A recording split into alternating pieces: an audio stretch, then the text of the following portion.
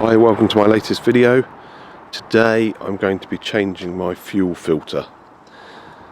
I'm actually doing a much bigger job.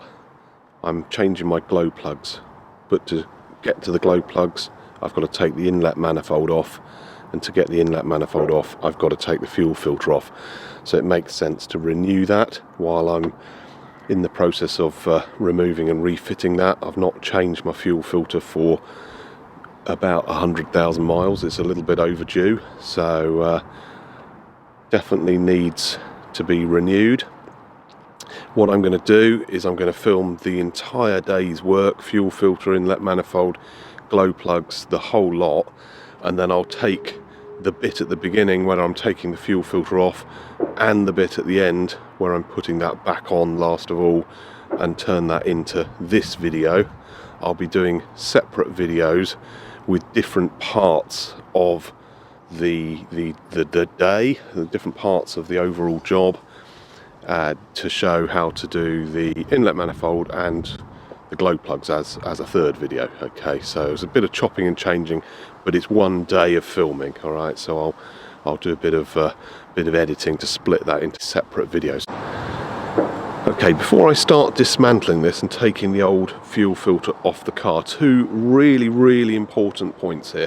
Firstly, the fuel filter has to be primed with diesel, and secondly, you want to fit a genuine replacement fuel filter. So why are those two things so important? So first of all, the priming.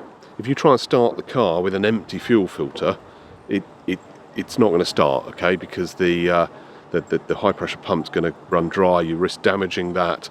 There is no sort of lift pump on these cars, okay, so it doesn't pump the fuel up and in to the high pressure pump. It's purely that sort of suction of the high pressure pump, okay, that draws the fuel up. So if this is empty, it's got to crank away for ages and try and fill it before the fuel reaches the high pressure pump. So you've got to fill it with fuel. You can either do that sort of on the bench somehow, inject fuel into it, sort of fill it up and then fit it full. Much easier, fit it empty and then draw the fuel through. Okay, so the best way to do that is to attach a suction hose onto the output of the return hose. Okay, so the fuel comes up from the tank, through the filter, off to the high pressure pump, and then back, and then sort of crosses across the top here and then goes back to the tank. So spare fuel that's not put into the cylinders goes back to the tank. Okay, so you could, if you wanted to, just connect a little bit of hose there and suck on it. Okay, I've seen people do that. Clear hose is probably better, otherwise you're going to get a mouthful of diesel. Doesn't sound a very nice way to do it. Much better to use a hose with a sort of little squeezy vacuum bulb thing. Okay, so you sort of one-way valve, you squeeze it and then it sort of slowly sucks and draws that fuel through. I've bought one here, so here's a sort of squeezy bulb thing. Now this one is quite an expensive one. It was about £17. Race Tech fuel prime set, and it actually says for Land Rover PSA, which is this type of engine. Okay, so this engine's used on Fords and Jaguars and Volvos and whatever else, but it's actually got the fuel fittings already on the hoses. How brilliant is that? So you just literally unplug and plug this on and pump away, basically. So no messing around with getting mouthfuls of diesel. Just connect this up, squeeze on that a few times, I don't know how many times, a couple of minutes probably of pumping that fuel through, and when you see fuel come back out of the return, you know that the filter's full and it's gone all the way around, the high pressure pump's full and it's come back. That's point number one. That's the most important thing, because if you don't do that, it's not going to start. All right. Second very important thing is genuine fuel filter only. Okay, so do not be tempted to fit a cheapy aftermarket brand of fuel filter. Okay, this is it doesn't actually say Land Rover on it, but it's a Pure Flux by Sugeffi. That is the type that actually were fitted in the factory by Land Rover. I don't think, oh no, it actually does say Land Rover sort of etched on the side there. And the part number, I'll put the part number up at the bottom of the screen now, but looking at that, it looks like a LR001313. Alright, that's what you want, genuine fuel filter. Why should you not fit a cheapy aftermarket replacement filter? Okay, inside here is a thermostatic valve. So the fuel comes up from the tank, through the filter, off, and then returns to the tank. But when the engine's cold, some fuel is recirculated back round. That's why the return pipe is sort of attached to the filter as well, because you look at this and you think, well, why is it filtering the return fuel? It's not actually filtering it. It's not actually filtering. It's only filtering the fuel going to the pump. But the return pipe inside here, there's a little valve, and some of it is kind of fed back round, like short circuiting. It doesn't go all the way back to the tank, which is full of freezing cold diesel. Okay, so it sort of returns it straight away. And the idea there is that fuel sort of warms up quicker and the car kind of gets going quicker and better, and I don't know, the emissions and economy and performance and everything else, it's going to work better if the fuel's a little bit warm. Okay, so freezing cold diesel is just not great. So by recirculating that, the fuel warms up, then the thermostatic valve opens and the fuel then does the long circuit off back to the tank. I have heard several reports of people who have changed the fuel filter. They've done all the priming and everything, and they've done it very carefully and followed the Haynes manual and everything, put it on, the car starts up and they're really happy, drive off down the road, 5 miles down the road, the engine cuts out. They let it cool off, they start it again, it runs again, another 5 miles, cuts out. I've heard this happening. A couple of people I've heard of have experienced this, and what it was the thermostatic valve in here was not opening up, so the fuel was continuously recirculating round and round and round to the point where it actually boiled because it got so hot, and then the vapor lock associated with the hot fuel, the engine ended up cutting out. Okay, so that can happen. Okay, be careful.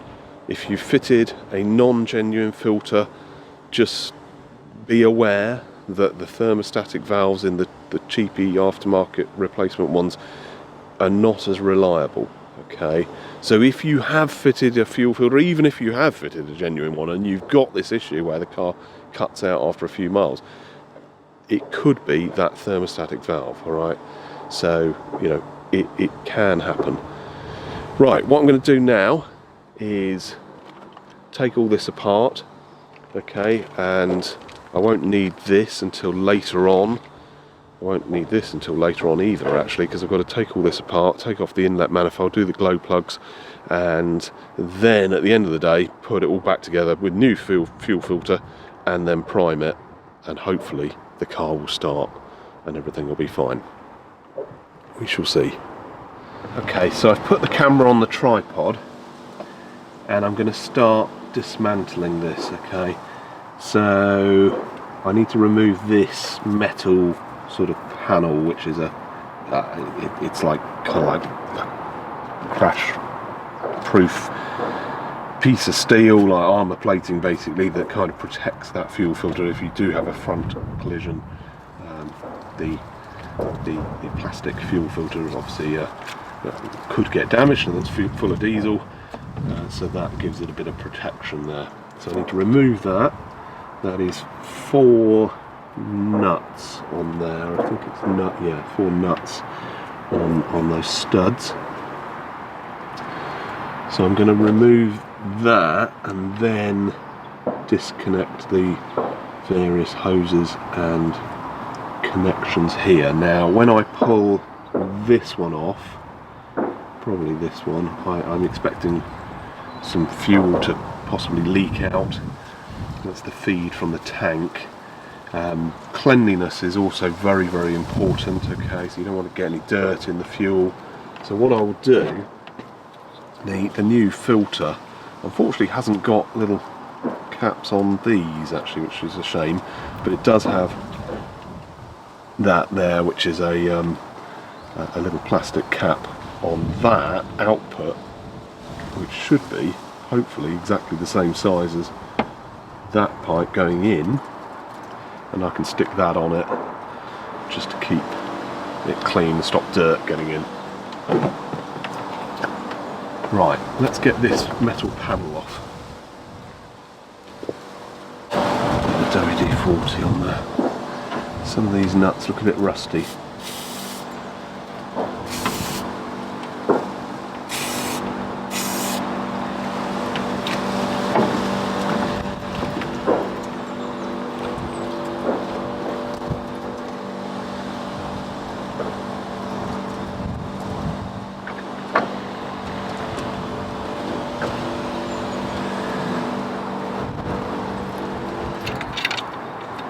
Okay, it's a 10mm socket.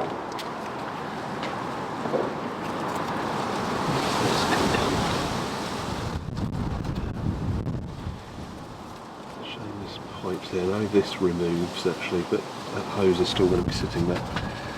Right, let's see what happens here. I've got to be very careful because none of this has been undone for a very long time.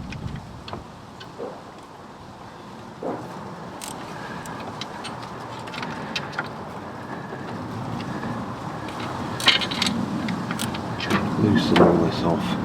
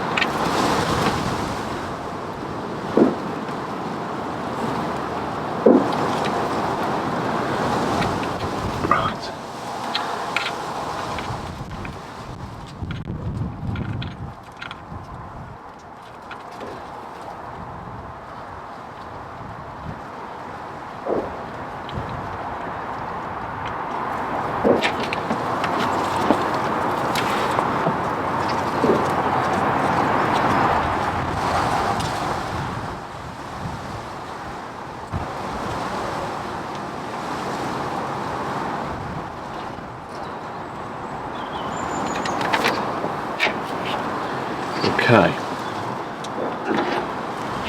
right, let's see if that comes off.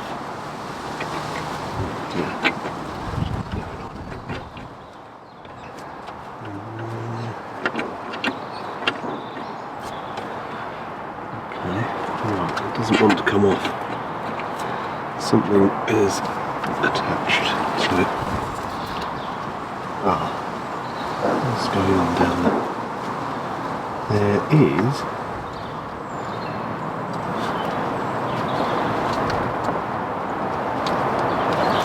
I think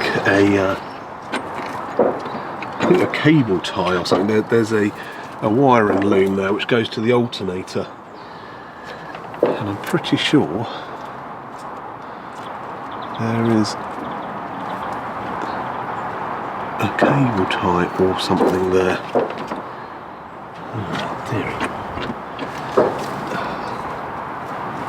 Or is it another bolt?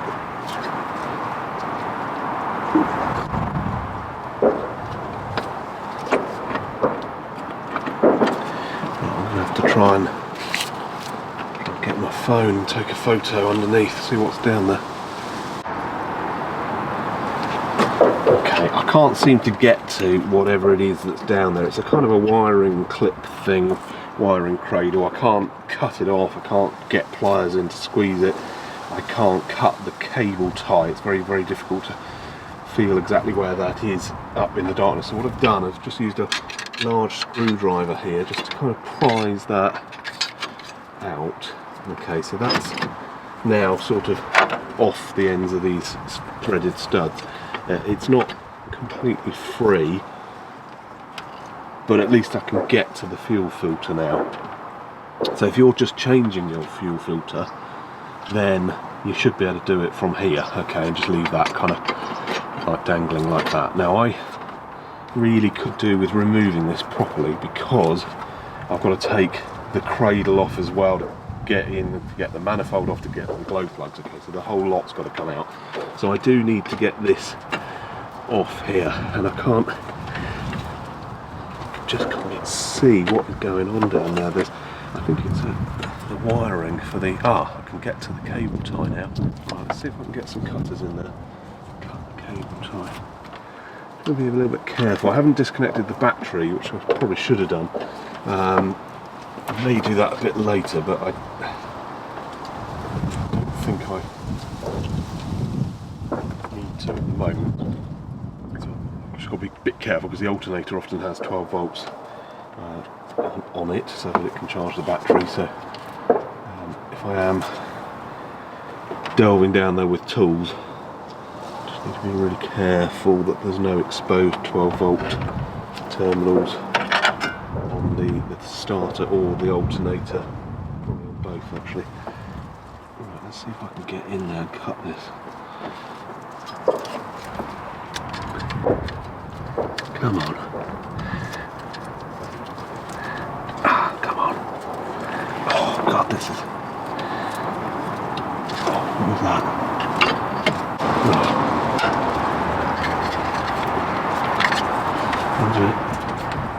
Go for the brute force, and I'm just going to break the clip. I can actually see the cable tie now.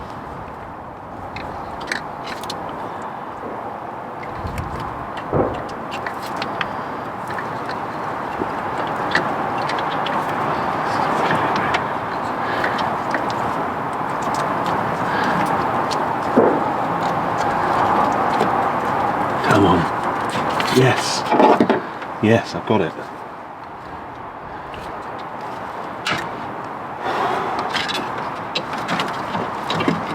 There we go. There we go. That's the offending item. It is a cable tie there with this clip thing.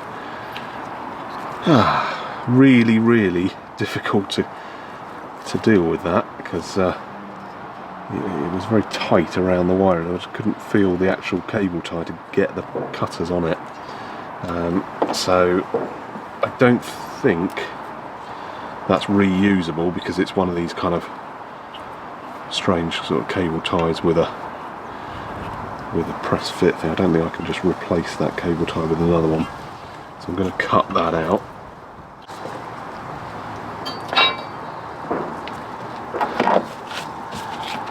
Right, we can now see the fuel filter. So that is held on by 1, 2, 3 big Allen bolts. Don't think there are any connections or pipes underneath. No. On the bottom of the fuel filter, there are some things there. There's this, which is some sort of valve thing. It might be to let water out. I don't know if that's connected up. That is, I don't know what that is. It's nothing. It's just a plastic kind of thing, like part of the moulding or something. And that looks like the surround of a ghost connector. Okay, so there's no connector there. There's no pins in there. It's just blank. Okay, so that might have been a water sensor or fuel. Can't be fuel temperature. That's the fuel temperature sensor. Okay, so that might have been to detect water in the fuel or something like that. And then that allows you to drain it out. I don't know if that's going to be connected up down here. When we lift it out, we'll see. Right, okay, what's next? Let's remove this, which is the fuel temperature sensor. Okay, that just disconnects there. Over there. And right now, I'm going to try and do this without spilling fuel. So let's do the main feed first. I'm going to get this kind of blanking plug ready.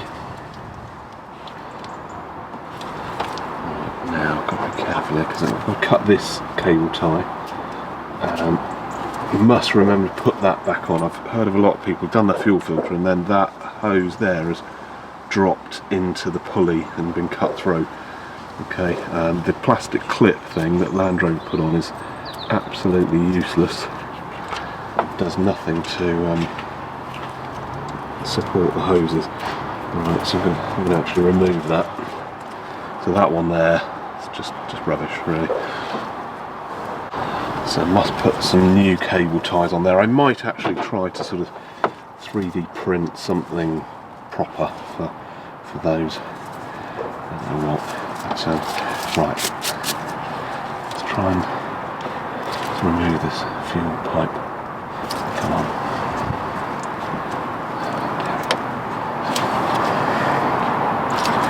Come on. What's going on here?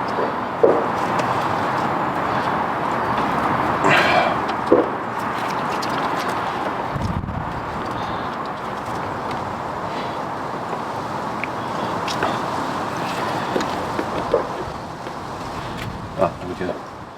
Right, you have to sort of push it quite far down to remove that. Right, here we go. Okay, put that straight on there. Right, straight away. Put that on there. Try and keep. See if I can pull these fuel lines up out of the way. And now the return.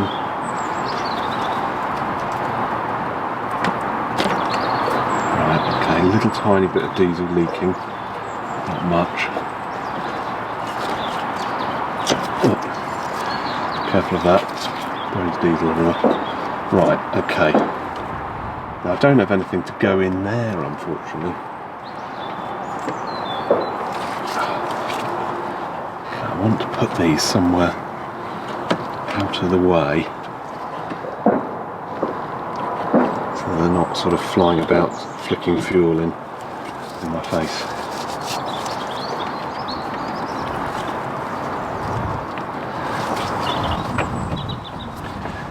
Disconnect those. Yeah, there we go. That's better. Disconnect them over here.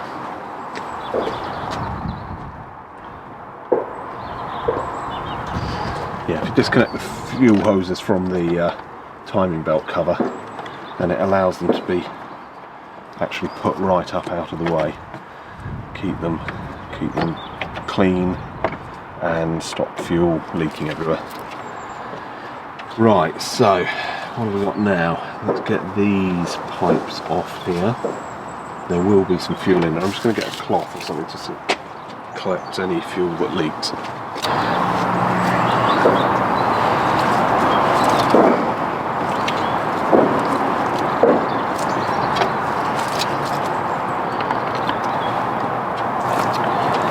These are really difficult to...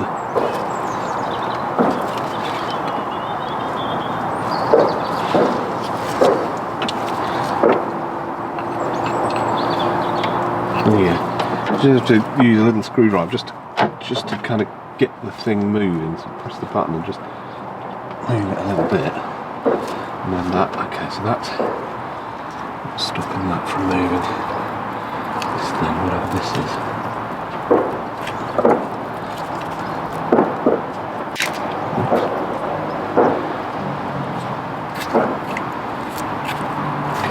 This sort of weird clippy thing there. It's got some sharp metal edges on it, so just be a bit careful.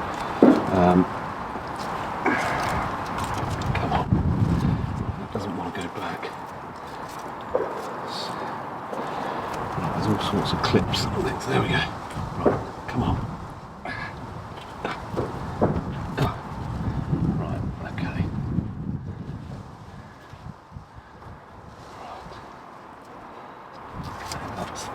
That's the return pipe. Now what I'd like to do is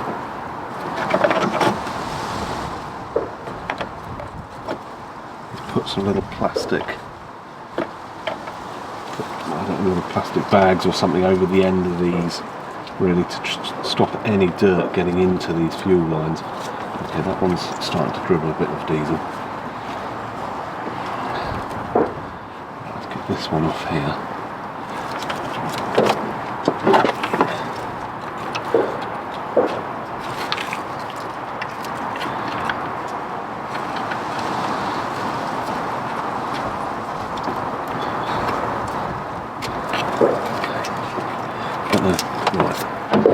Okay, so this one here, which is the one that goes to the high pressure pump, that does leak a bit of diesel.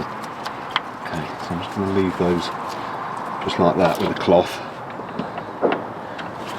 Don't really want to be dripping too much diesel on the ground.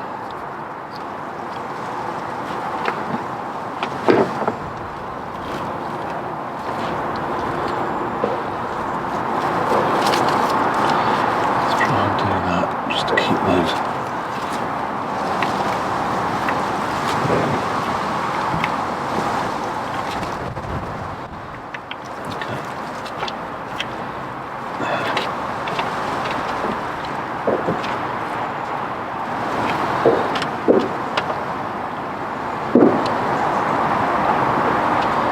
I'm going to try and undo these bolts now.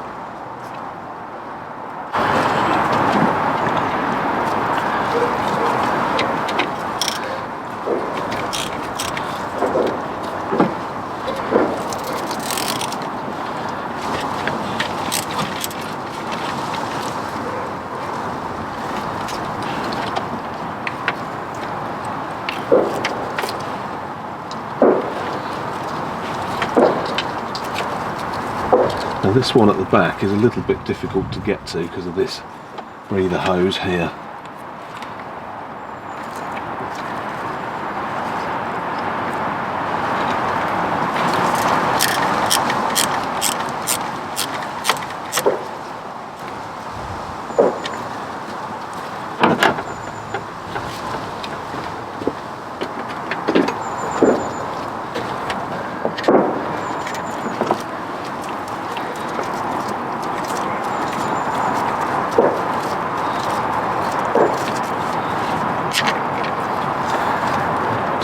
One.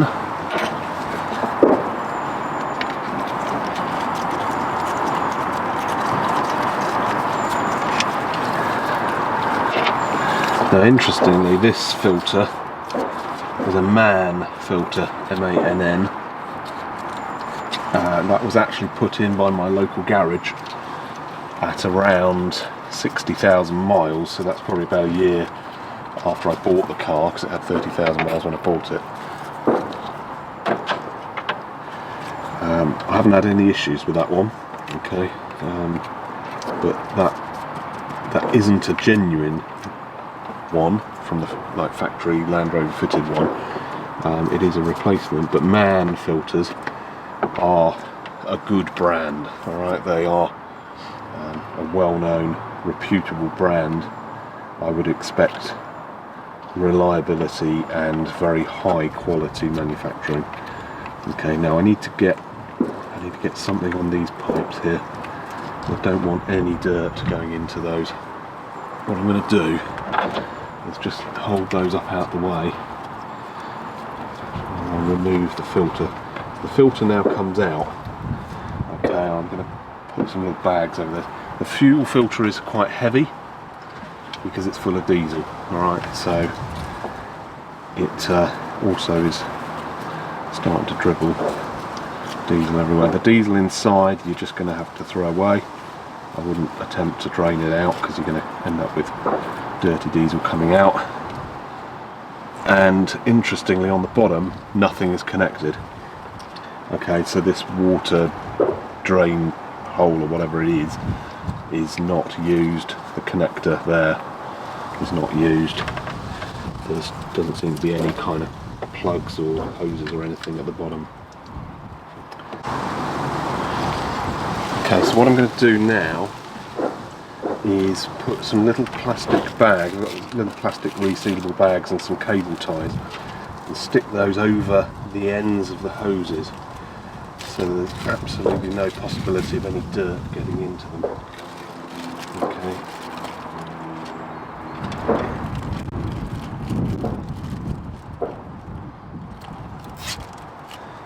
Okay, and I'll do that one. One of the hoses, the return hose, is it, or the feed hose? The feed hose has got the kind of plastic cap over it, so I don't need to worry about that one. The other three I'm going to protect against any grime getting into the fuel system.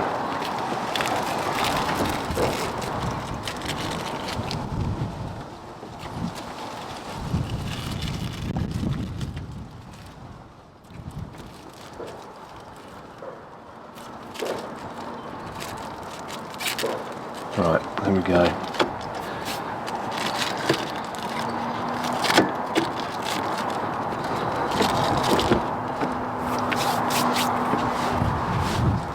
Right, let's have a look at this. So that seems to be kind of clipped in. It's funny clip thing. I need to cut that. Then get some gloves on and deal with that lot as best I can, and then try and remove this cradle that the fuel filter sits in.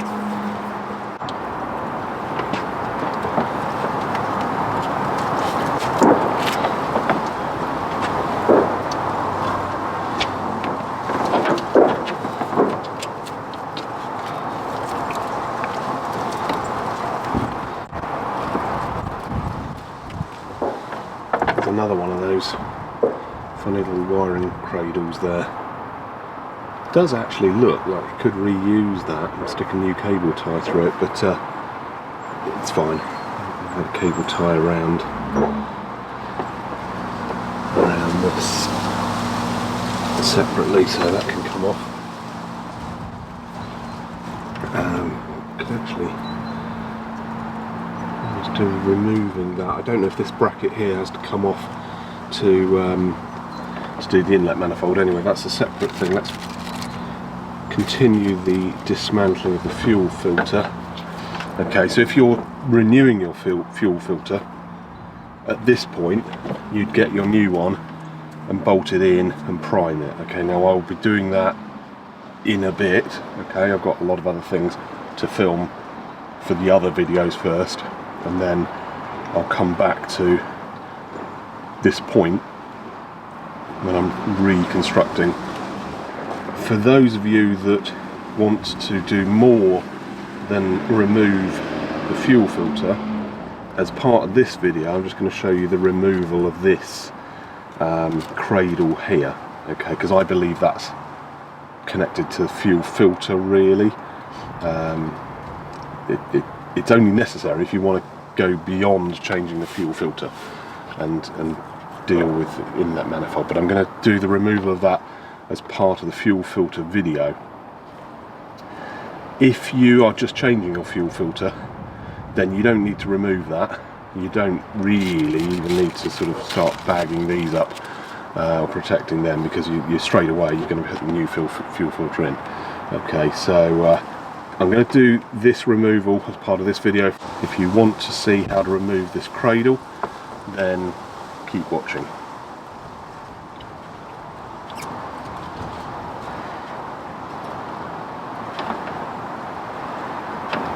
Right. So, what have we got here? There's a sort of kind of plastic thing here.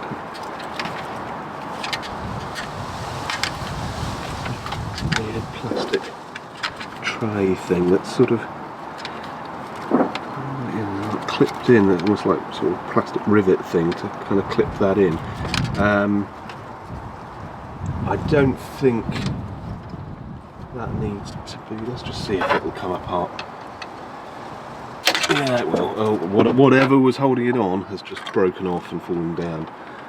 Yeah, so that hole there had a no, let's see. Hang on a minute, how was this? Yeah, so that hole was for the stud with the metal inserts, and that hole had a kind of a plastic rivety thing, a bit like fits the the bodywork on, a bit like the scuttle panel kind of rivet things. That has now broken off and disappeared down below.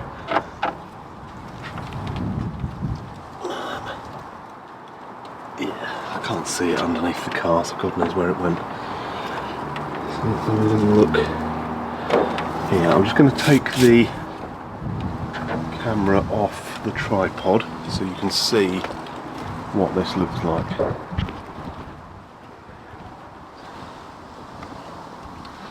Okay, let's move the remember to turn the microphone round. I'm going to try and get one of those little microphones that I actually wear, clip it to my shirt, rather than keep turning this back and forth. Okay, so this is what it looks like. So we've got the studs here, 4 studs that allow the crash cover to come off. There was a cable tie at the bottom on this cable here, which is the alternator cable. There is also, just be very careful, there's a little tiny thin wire here. Let's just see if we can zoom into the darkness. Yeah, you see this little thin wire? That is, I think, the alternator is the wire that goes to the sort of the charge warning light on the dash. It may also be, I think they call it the exciter wire or something like that, but it must be connected for the alternator to actually work properly and regulate its output voltage. Where does that go? It's just a little bit alarming that wire is just trailing exposed across all sorts of other things. It's not protected at all. Yeah. Okay, it disappears off into a wiring loom over there, which is jammed hard against the pipe that the dipstick goes in. I'll just have a quick look down in there. There we go. There you go. Yeah, you can see it there. It's a bit squashed in there, really. I'm not too happy with that. That's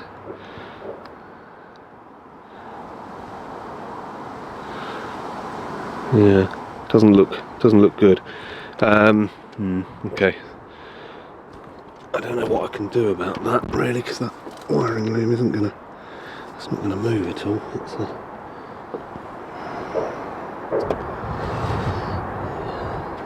Okay. Right, so let's have a look. Yeah, so this is what we've got. I'm going to now put some WD-40 on these 4 bolts. I think there's 1, 2, 3, 4, which are holding this kind of cradle on. What's this bit here? This is a separate piece here that's like a little kind of tray almost. I don't think that needs removing. That can just come off with this. Okay. And then down there, out of sight, is the oil cooler. There's a sort of like an oil cooler thing that sits on top of the oil filter housing, I think. Yeah, there's all sorts of hoses down there. This is aircon. I think this hose here is air conditioning. Let's just go out of it. So this one's air conditioning. This one, no, hang on a minute. No, I've got that. No, I think they're both air conditioning. I think they're both air conditioning, not power steering. No, both air conditioning. They go off down to the aircon compressor down the bottom.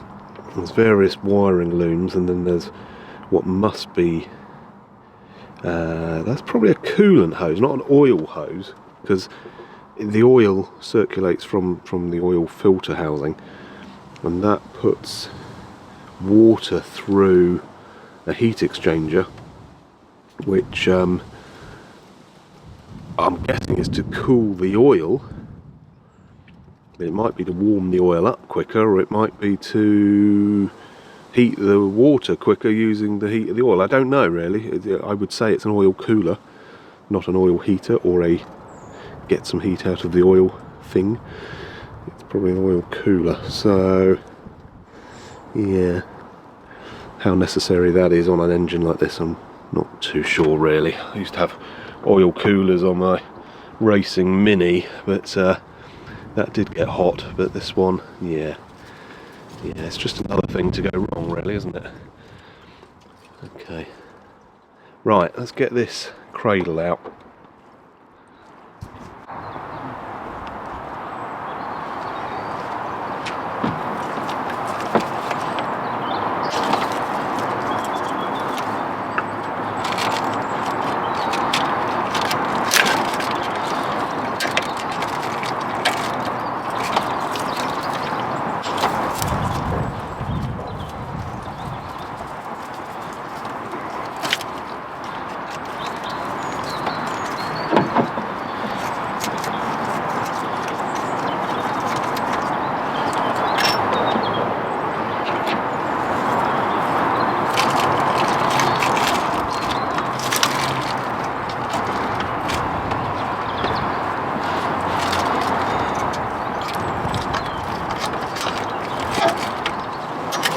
That one's a bit fiddly to get out.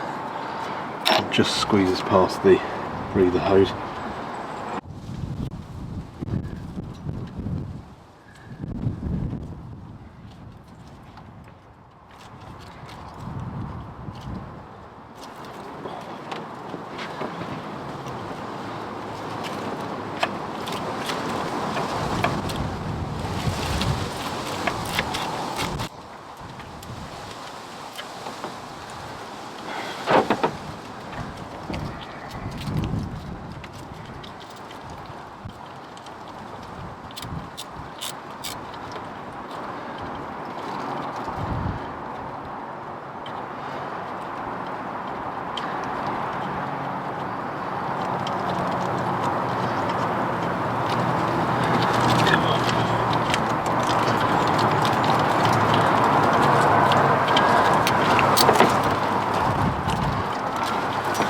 Okay, so the upper bolts are quite long, about 60mm long, and the lower ones are about 30.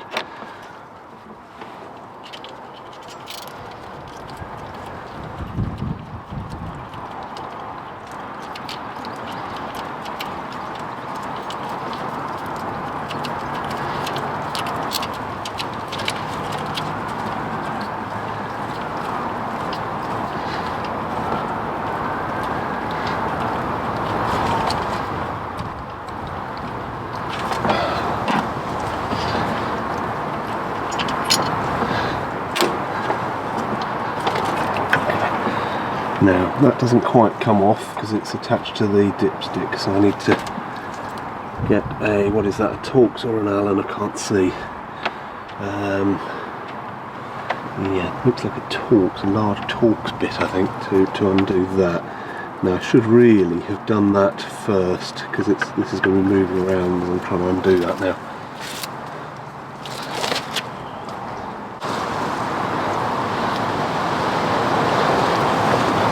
Right, I'm going to try and undo this Torx one. I might have to just temporarily stick one of those bolts back in.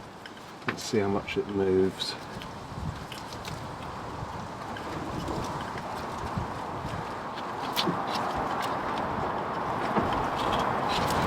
It's okay, actually it's coming undone.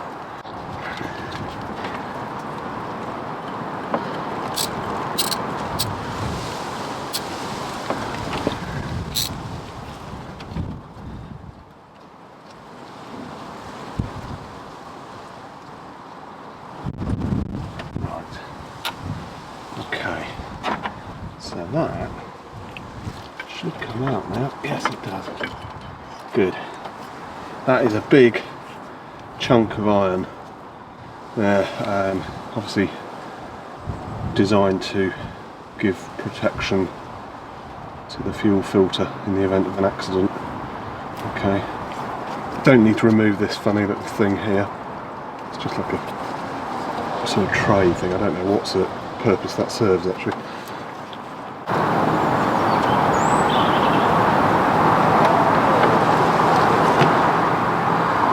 Right, there is another brackety thing down there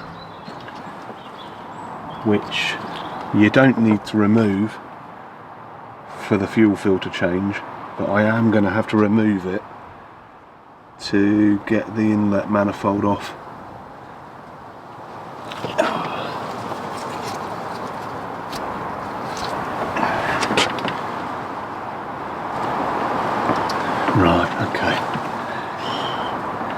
Let's have a little closer up view. Right. Okay. Zoom out. Right. This is what it looks like now. So the big metal cradle thing has come off. That's there. Okay.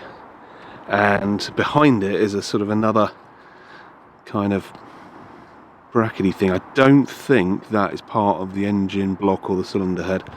I think that's another bracket which needs to come off there.